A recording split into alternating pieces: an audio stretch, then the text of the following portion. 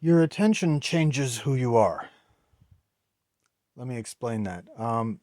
If you really think about it, what is it that you're focused on at any given moment in time? Let's say, for example, you're in an engineering class and your instructor is showing you, he's telling you about how a certain motor works. And he's got all these diagrams um, and everything is labeled and saying this is this and that's that and this causes this to happen and blah blah blah.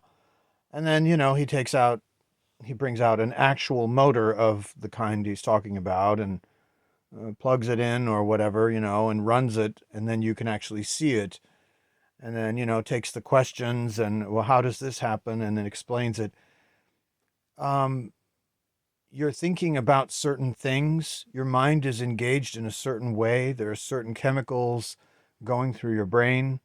Certain areas of your brain are being activated, and it's even going to affect your mood. So you are that kind of person in that moment. Now, let's say you go home and you put on one of your favorite porn scenes. Um, your Again, your attention has changed now.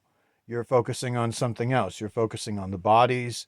Um, Probably you're going into arousal, which is sexual arousal is a type of trance. That's why they talk about seduction. Seduction is the art of putting somebody into a sexual trance. Um, it's a form of hypnosis, really. Seduction is a form of hypnosis. And so, you have different chemicals going through your brain and you're thinking about different things and your mood is different. So you are a different person in that moment. Um, Now, let's say you witness a child being murdered, and it's absolutely horrifying. Um, Again, you're going to be thinking different thoughts.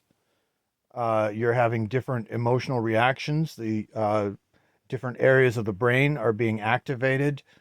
Um, it's going to change. It's changing everything. You know, you are a different person in that moment. Um, let's say you're thinking about someone that you hate, someone who annoys you.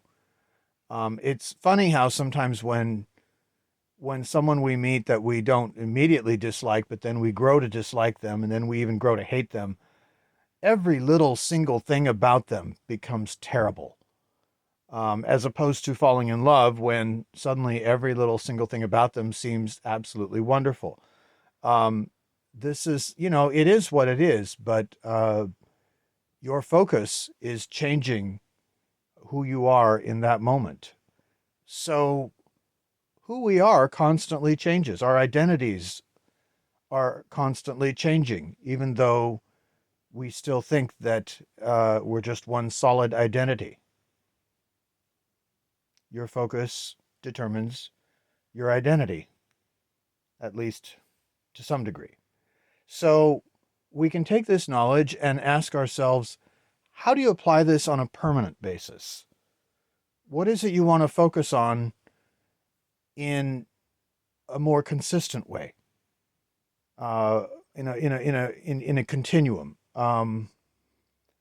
because that's who you will become.